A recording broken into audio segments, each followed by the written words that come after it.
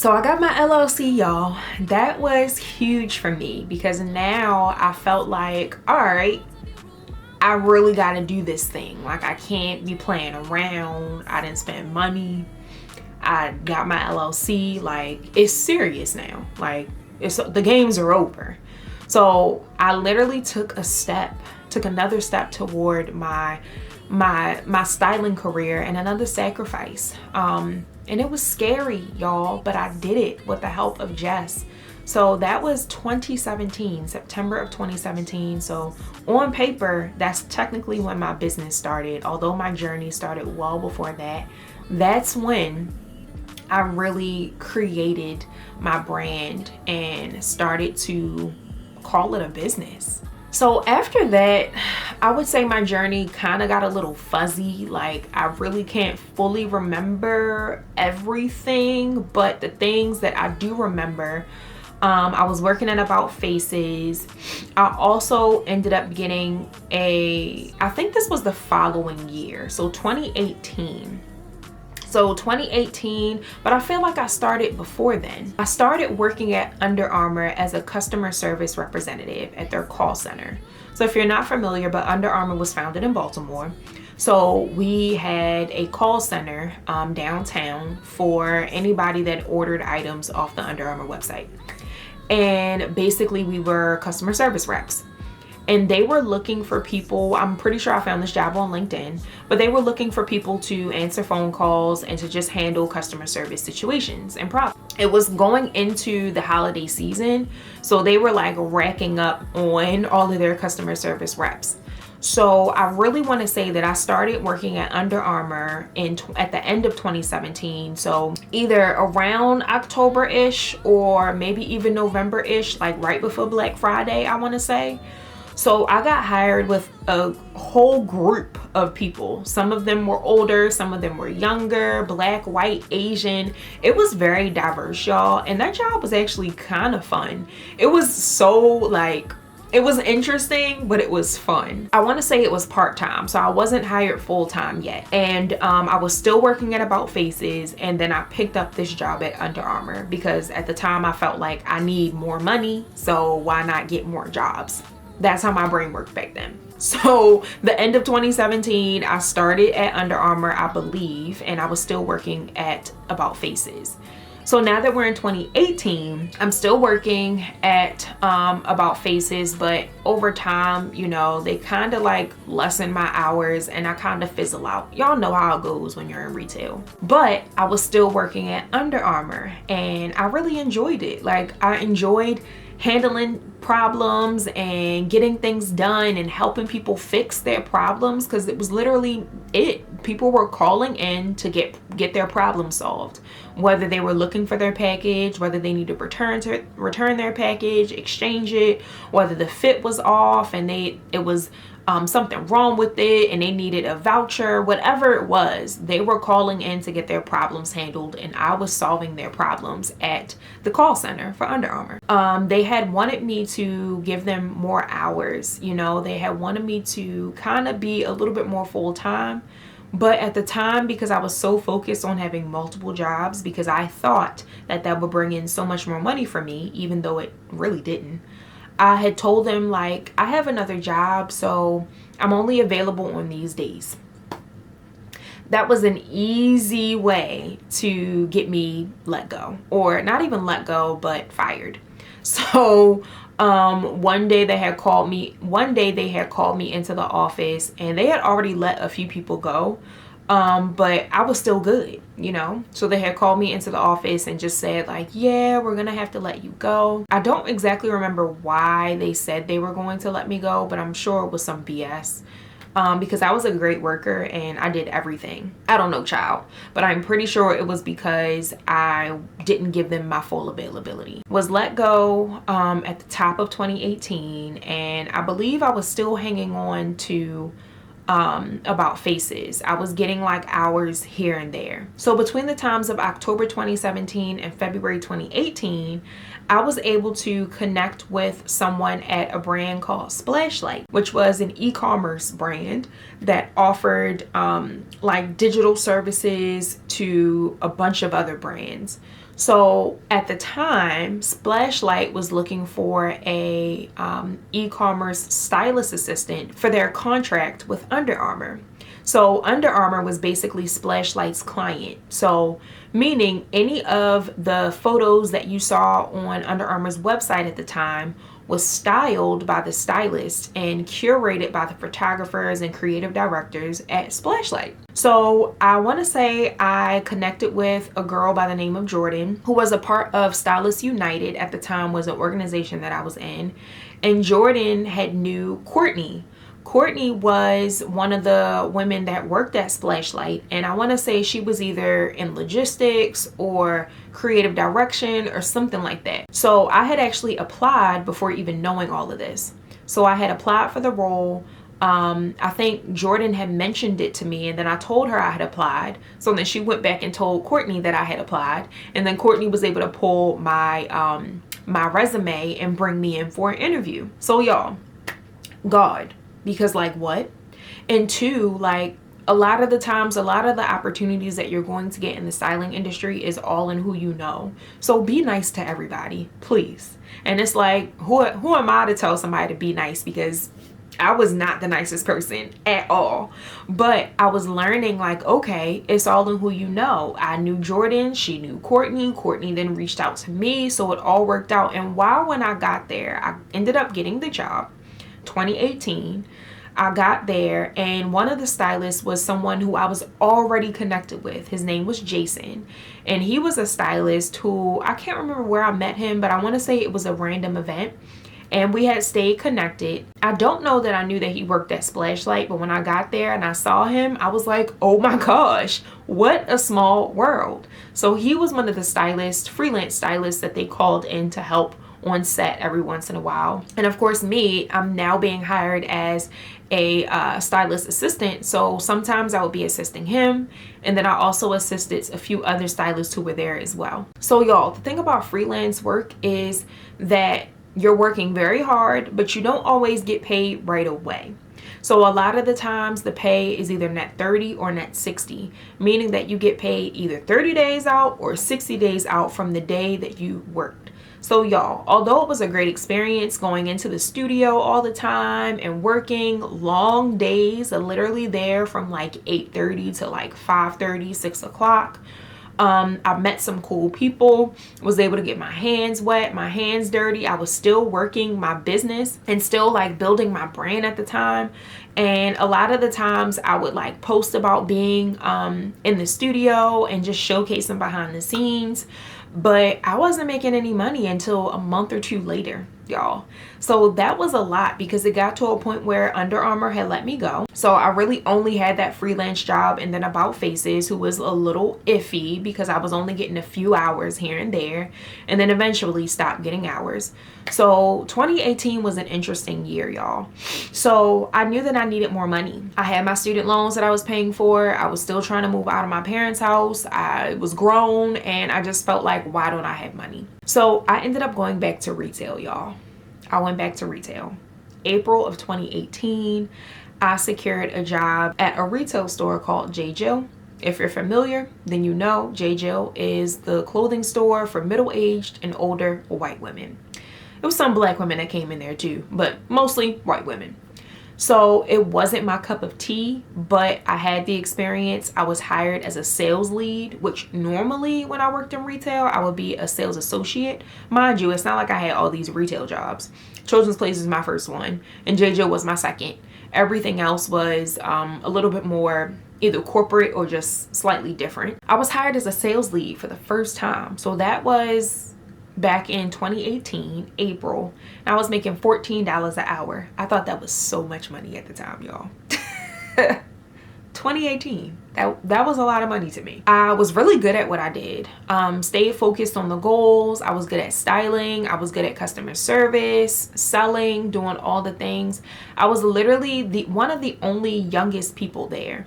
There was one other girl who was young, but she only came in every so often. Everybody else was older. So with me being a manager, me being black, and being in my early 20s, it was a lot. You know, they didn't treat me any different, but then again, they did. So like, because I was young, a lot of the women who came in were like, oh, they didn't think I was a manager, or oh, they didn't like, instead of like working with me, they would want to work with someone older. And I'm like, look, I know what I'm doing. That's why they hired me. So what do you need help with? I'm here. Or I'm the manager. How can I help you? So it was a lot, y'all. It was a lot, but it was an interesting experience. I didn't last long there. I was long enough there though to transition into a new location. So I helped to open up a new store. So that was interesting. And I worked in the new store for, I would say maybe a month and a half or 2 months max. And then I felt led to quit.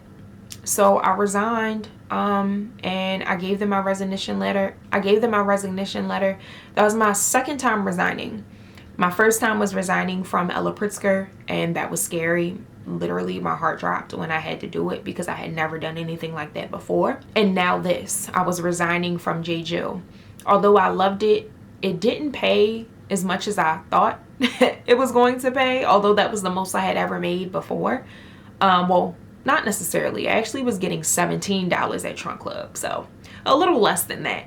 But I just didn't have a real reason to quit. I just felt led in my spirit, like I needed to go. I didn't have another job lined up. I was doing some styling for this app called Taylor at the time. I doubt that it's still around, but that was an interesting thing because I started that while I was working at J. Jill. One of my friends actually referred me to the opportunity, got hired, and it was interesting. Didn't really know how I was getting paid, but I was getting paid.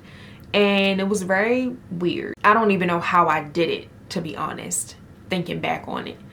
I think I was like taking screenshots of stuff on Pinterest and sending people texts. I don't even know how they were purchasing items. It was a lot, y'all. It was very weird. But I was doing that nonstop because I needed money. That is what I fell back on once I decided to leave J. Jill in 2018. And it was scary. I had that. And then I want to say I started doing Instacart. I don't know if I started at the end of 2018 or at the top of 2019. But in 2019, that's when I literally intentionally started to pursue my styling career full time. I didn't have a job. So I was hitting the ground running. I was making connections. I was networking. I was reaching out to people, telling them what I did. I had a few clients. That same year, I started doing speaking engagements. So I actually did my first speaking engagement in 2018. 2 of them actually. One of them in, I want to say October or August, and then another closer towards the end of the year, I think December of 2018, I did another one.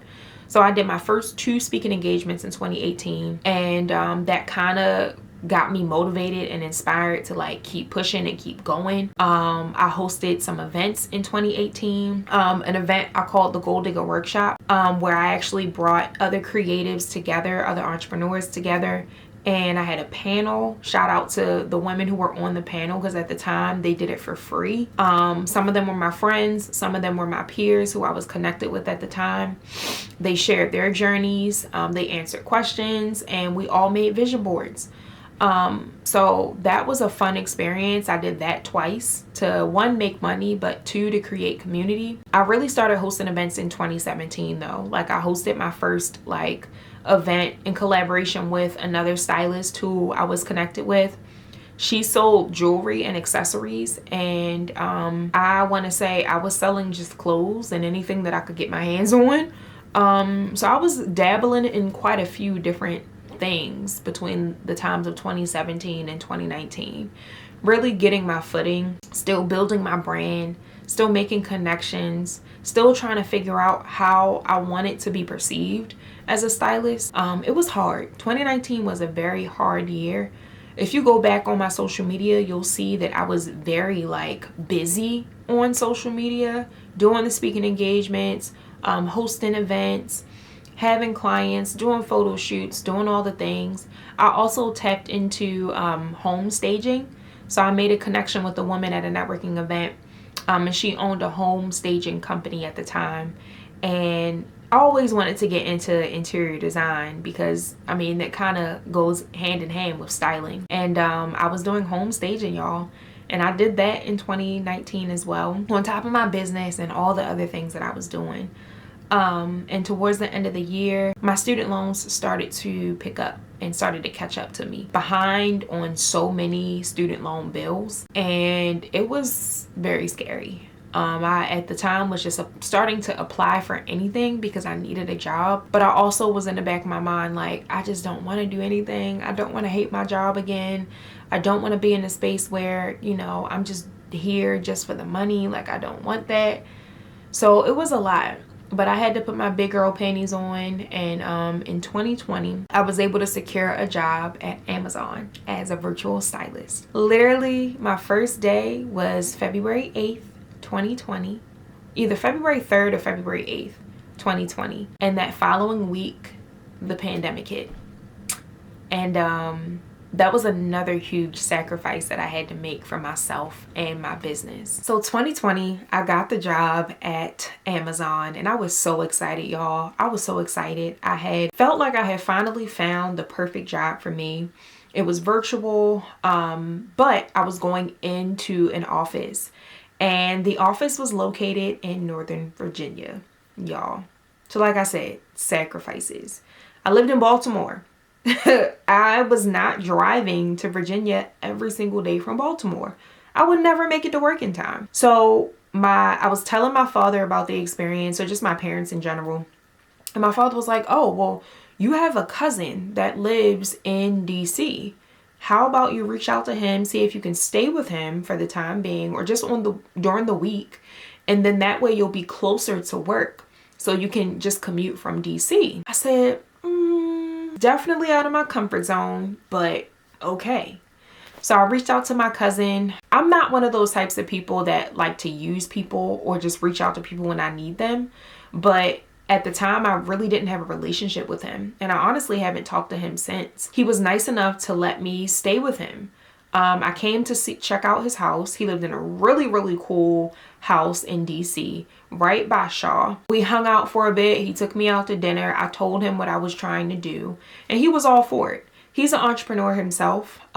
He actually was a designer. He had his own store in DC back in the day. He also does interior design, and he has a couple of Airbnbs.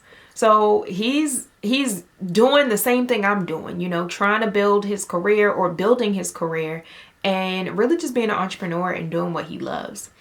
So he said yes. He let me stay with him. I ended up getting the job, and I came to his house and I stayed with him during the week, and I literally commuted back and forth to DC. I basically walked to the train station, hopped on the train, and took the train all the way to Northern Virginia. And literally the stop that I got off of dropped me right off in front of the office. So y'all, it was perfect.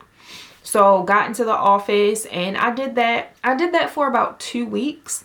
My first week I remember being there. It was fun. It was just starting to get into spring, so it was a little chilly in the mornings. I was walking, so I had to make sure I had on comfortable shoes. Sometimes I didn't, so it was a lot. I would get hot walking, but then I would also be chilly because it was the spring. It was just a lot going on, but it was a really, really cool time. The weather was getting to be warmer, and it was just like perfect. And after that second week, well, I went home my first weekend just to go home and to get a break. Then I came back that Sunday, and after my second week, we started getting news about COVID spreading. People were getting sick, and a lot of companies were asking their employees to work from home. So at the time, they had instructed that we work from home, remote. And it was already a remote job, but we were just going into an office. So I worked remote maybe for like a day or two at my cousin's house. And then he's like, yeah, I don't really know how long this is gonna last, so I think you should just go home. And I'm like, no, I don't want to go home. I like being here with you. Like, it's fun. It's exciting. I'm in a new space. Like, he's like, just go home. If you end up coming back into the office, you can always come back. So y'all, I went home and I never came back. We literally worked from home the entire 2020. And we started having meetings. They thought we were going to go back into the office in October. We never did. And we just got acclimated to working from home, which I wasn't mad at. I loved being completely virtual. I was able to do what I wanted. And I just had the freedom to just like use my time to do anything and everything.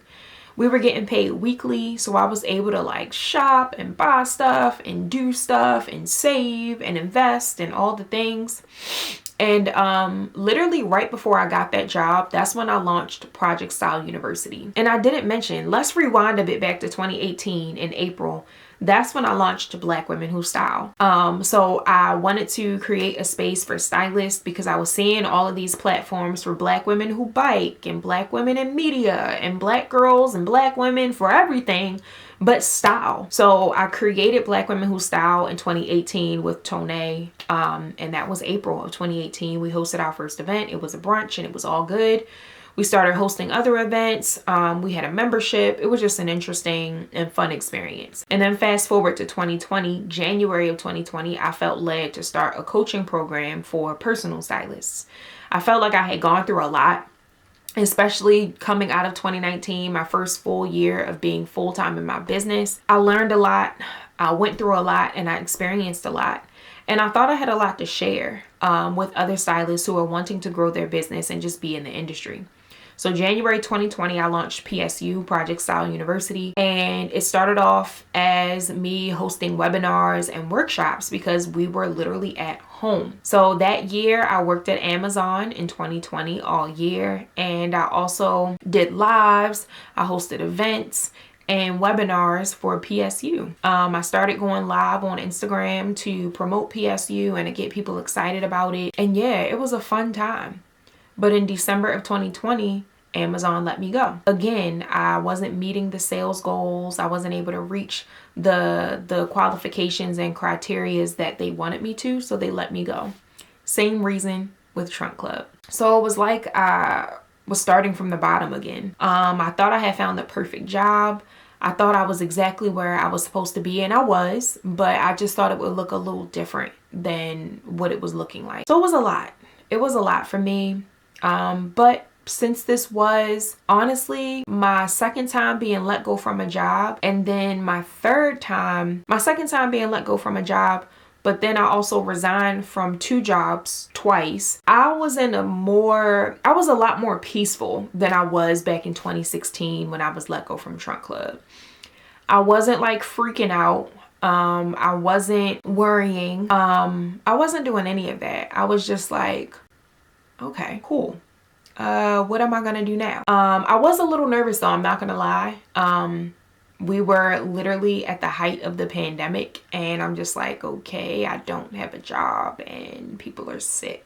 What am I gonna do? My business really wasn't businessing, and like I said, it was a lot going on. I did fully transition my business from in-person to virtual in 2020. So I did get a handful of clients when I did that. That was the summer of 2020. And that was nice. But I don't know. I was just kind of lost for words going into 2021. I didn't have any styling clients, honestly. And I was applying for jobs but wasn't getting anything. And I just didn't know what I was supposed to be doing at the time. So going into 2021, I had no job, I had no clients, and I was kind of starting from the bottom again. And although I felt like I had been here before, I didn't really know what I was supposed to be doing. And needless to say, I felt like I was kind of lost from what I can remember, and just confused about what I was supposed to do next. So for most of 2021, I was getting those government checks that the president was sending out at the time. The random $300 checks. Back then, everybody was applying for those PPP loans. I was very tempted, but I did not. I was too scared. I literally had no money coming in. And it was a lot. But I began to grow my faith and got more into my Bible and just learning who God was. Mind you, I grew up in a church, so it's not like God was unfamiliar to me. but I didn't have a relationship with God as a child. Like, it's like I knew who he was. I knew that I was chosen. Like, he was always inside of me. The Holy Spirit was always inside of me. I got saved at a young age, got baptized at a young age, all the things. I will say the one thing that kind of brought me closer to God, well, not kind of, did bring me closer to God, was entrepreneurship. Being in business, like I said at the beginning of this video, is not for the weak, regardless of what industry you're in. More so specifically, the styling industry is hard, y'all. It's challenging. It's challenging because it's not a lot of people out here doing it, and then the people that are doing it aren't really sharing how they're being successful or how they're doing things, which is why I was called to create Black Women Who Style and create Project Style University, and to just share my story and my journey on this platform, because I want to encourage y'all to like keep going. Y'all, we're well into 2019. I started doing this in 2013. Y'all, we're well into 2021 throughout my journey, and I started in 2013. And at this point, I'm at rock bottom. You would think that this was my sign to just stop and to go find something else. But no, I never felt led to stop, because I knew that I was called for this, and every single experience and every single trial that I've gone through has molded me into this person that I am today, y'all. Like, this is what I'm trying to tell you. The challenges are inevitable. Life and the things that happen in life are going to happen. It's nothing that you can do about it. But what you can do, and what you do have control over, is your actions, how you perceive them, and how you handle the situations that you're in. And when you have God on your side, y'all, everything just looks so different. Any other person who is not a believer, who struggles with their faith and is so of the world, would have stopped years ago. They would have given up. They would have said, this is not working. This is not working. I'm not making any money. I don't have any clients. This isn't working. I'm going to go do something else. But I was not called to do that, y'all. I was not. And I want you all who are called to do this to know that same thing. Things are going to happen. But when you're called to do something by God, like, nothing gets in your way. Like, nothing. Yeah, you may cry, you may get upset, things are going to be hard, things are going to be challenging, but nothing stops you, because you were always created to do this thing.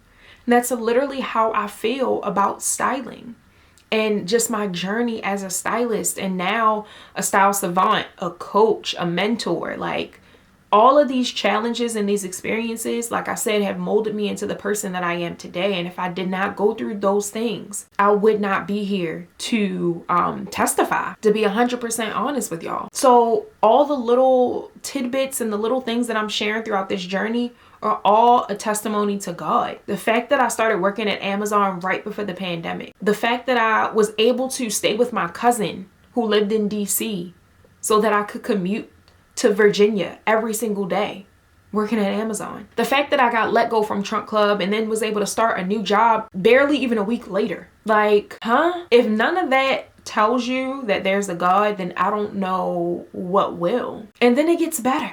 It gets better. I was out of a job all of 2021, y'all, until August. I didn't just get one. I got 2 jobs. I had been applying all year, and apparently I had applied for a job at a company called Rue La La. They hit me up and they wanted to interview me. It was a virtual job, and I was excited. Around that same time, my homeboy, Jawan, I went to middle school with and high school with. I also helped Jawan to get a job at Trunk Club while I was there. On my last day at Trunk Club, we literally left the office together, and I was literally crying, and he like helped me through the entire time. And he called me. He's like, hey, would you want to be the wardrobe assistant for this show called Ready to Love for Tommy? The host, the host is Nephew Tommy. At the time, I'm like, I don't know who the hell Nephew Tommy is, but hell yeah, I'll do it. What the freak? Yeah, I'll do it. So basically they were shooting season 5 and 6, I want to say, of Ready to Love in DC. And they needed a stylist assistant for Tommy. His stylist was actually working on a show in Atlanta for I can't remember what the show it was, but I think she worked for Tyler Perry Studios. I can't remember specifically. So she couldn't be at 2 places at one time. So she had already basically had all the connections, had all the clothes picked out but she needed an assistant to do all the work in DC while she was in Atlanta. So Jawan, who worked for the production company that was producing Ready to Love, reached out to me to see if I was available to be the stylist for the show to help Tommy get dressed. I said yes. So literally my first day, y'all, my first day on set for Ready to Love, August of 2021, I literally had an interview for Rue La La on set. Those two jobs literally came out of nowhere, y'all. Meaning God dropped those jobs down specifically for me. Like, huh? It was a lot. But look, I needed the money and I was eager to get back on set. I was eager to get back to styling, y'all. Those jobs are perfect and I worked them at the same time. It was a blessing, y'all. I literally was getting paid every week. The week that I got paid for Rue La La, I got paid for Rue La La. The week that I didn't get paid for Rue La La, I got paid from Ready to Love. The week that I didn't get paid for Ready to Love, I got paid for Rue La La. Y'all, and I was doing good. Now we're moving into 2022 and I was literally working Rue La La the entire year of 2022, y'all. Ready to Love was kind of winding down. It was something that happened. It was very busy in the beginning stages, towards the end of 2021. But as they transitioned seasons, it kind of slowed down a bit. And then most of my time was spent just working at Rue. At Rue, I was completely virtual. So I worked from home. I had meetings. I even visited their office in New York one month. I think it was the summer of 2022 and loved it.